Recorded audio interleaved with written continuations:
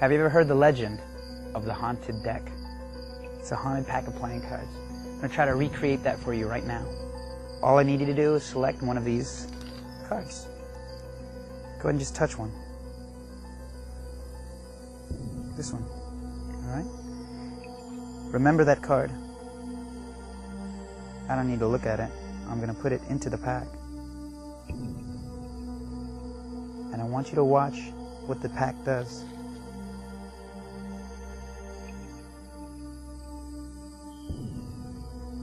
Nothing around the pack. Watch.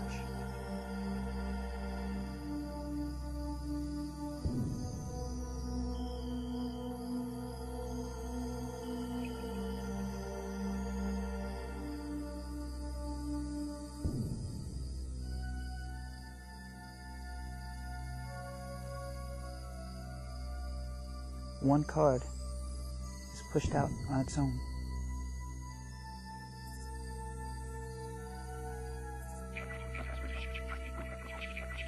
Any card can be selected. It's a free choice. It's not a force. You don't have to make them pick a particular card. They have a free choice and the card is put into the pack. Your hands are completely open and the deck moves on its own. For a spooky, eerie, and a truly haunting effect, I highly recommend the Haunted Deck.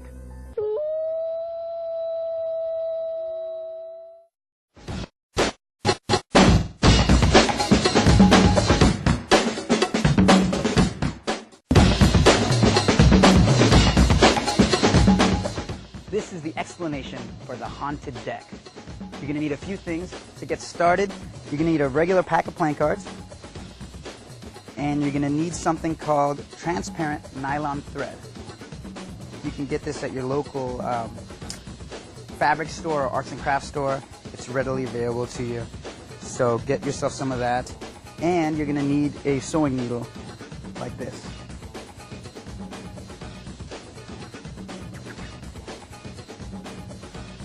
To get started, take your cards and cut them in half.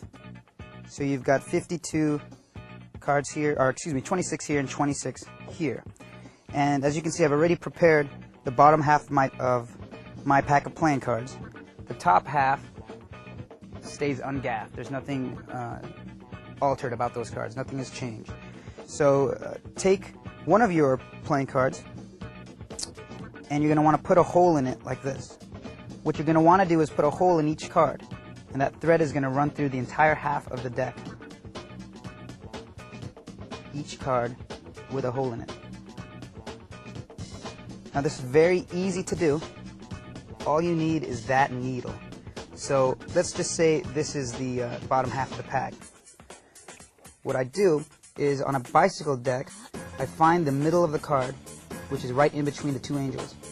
Take that needle and push it through. Move it back and forth, getting the hole nice and even. And take the needle out. Set that aside and do that with the entire bottom half of the pack, as I've done so here. When you get through the last card, you're going to want to thread the needle and push it through the entire half. You can do this one card at a time, making all the thread come through the deck. When you get to the last card, simply take some Scotch tape or any type of tape, it doesn't matter, and tape the thread to the top of that card. This card is never shown, so it really doesn't matter what kind of tape you use. Just make sure you use a thin enough tape to where the deck isn't affected at all. Alright? So the thread comes out of that card and is taped, and it runs through the entire bottom half of the pack. This thread runs all the way back to the inside of my left pocket. If you're left-handed, you're going to want to do this in your right pocket, and this depends on whether you carry the cards in your right hand or left hand. I carry mine in the left hand like this, in mechanic's grip, so this thread is going to go to my left pocket. I've attached the thread to the safety pin, and you can see how it connects all the way to the bottom of the pack. You're going to want to push that pocket all the way in, and get something heavy enough like a cell phone, drop that down in the pocket, a wallet will do, or anything heavy enough to keep that pocket from turning inside out. And you're ready to go. Well, not quite. You're going to want to get the stuff out of the way. Assemble the top half of the pack and drop it on top of the deck. Since this has a hole in it, we don't really need it, but I'll just leave it here on top of the deck. What some people do is they'll put a card on the bottom to cover this, but I find that it's not necessary. You don't want to worry about that. You'll also find that when you put holes in the deck, it'll kind of look extra thick because those holes will have a little card sticking out, little scraps of card, and it'll cause the deck to sort of thicken out and to kind of, not be flush and even with each other. So what you can do is move the cards around and press the center together to get those holes a little flatter. And with time and with pressure, the deck will eventually start to look normal. You can take the other half, put it on top, and squeeze the entire deck together like that. Maybe give it a few waterfall shuffles or dribble shuffles, just getting it to kind of get even. And if the whole deck looks sort of the same, you're home free. And it really doesn't matter because you're going to be holding the deck anyway. So that's that. That is your assembled pack of playing cards. The haunted deck is ready to be performed. That is your assembled pack of playing cards. The haunted deck is ready to be performed. I keep this in my pocket with a thread inside. And when I'm ready to perform, or it's time to perform, I simply reach in, pull out the cards, and if you keep the deck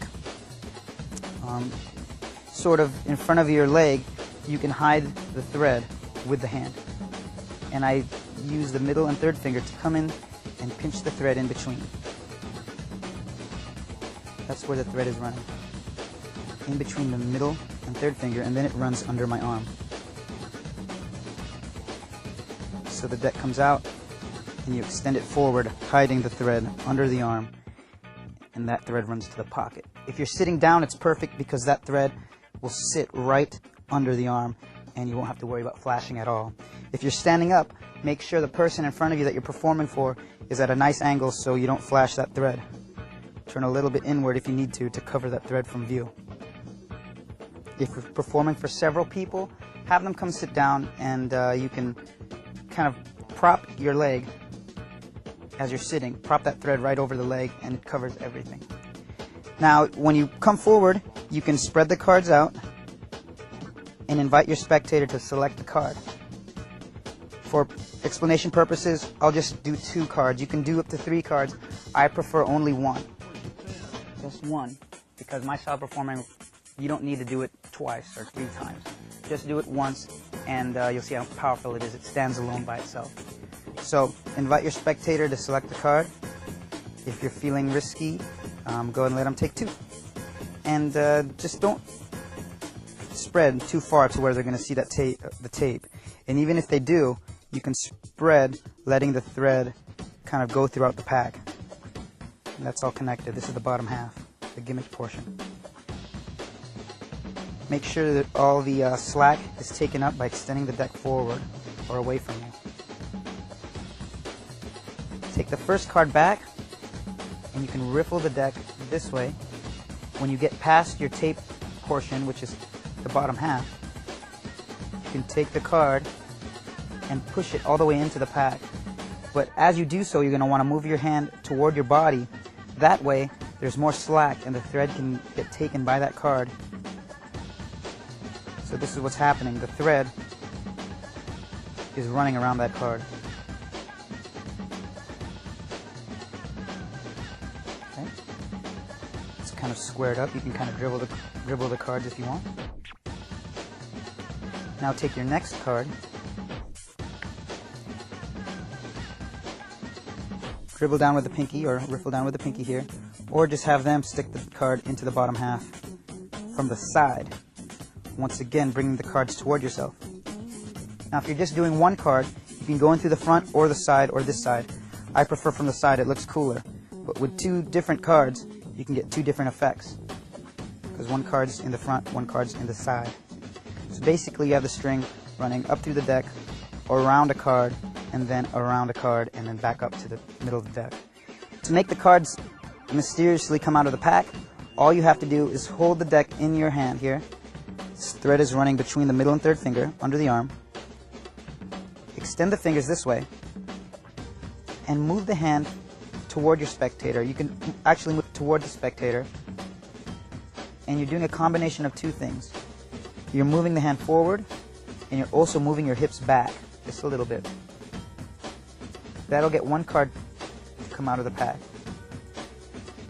Now the second card is ready to come out. So you simply lean back. The deck will go one way.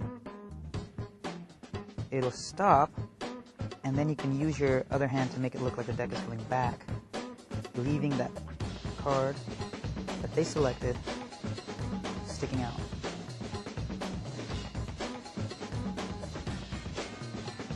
Perfect. Now you're automatically reset. You can take these two cards, put them on top of the pack. While they're looking at the card, if you want, you can ditch the deck. I normally leave it out. Don't make a thing about it. Just take the cards back. You can take half of the pack, shuffle it up some more. As you walk away, you're going to want to turn your body away from the audience, putting the card back in your pocket. If you're worried about flashing that thread, just drop the hand down. That'll cover everything. The thread running to your pocket, and you can walk away. Okay? Walk away hiding the thread. And at the opportune time, just go ahead and drop the deck in your pocket. I would definitely save this effect for a key time when you're having a family gathering, or if you're sitting around with some friends telling ghost stories. You can break this one out, and it's very, very cool. I wouldn't do it over and over again. I would limit it to only 2 cards at the most. Personally, I prefer 1 card only, selected, memorized by everyone. Put it back in the pack, and then have everyone concentrate on the card using their mind to make that card come out of the pack. You can also tell a story about how there's a ghost that performs with you, and he's actually going to move the pack. Or say that the deck is haunted. It's such an old pack of playing cards. Old poker players died gambling with this pack, and the spirits have remained in the deck of cards. Whatever you want to say, you can, but it's very fun to do. You'll get some really good reactions with it. So that's the haunted deck. Have fun with it, and we'll see you next time.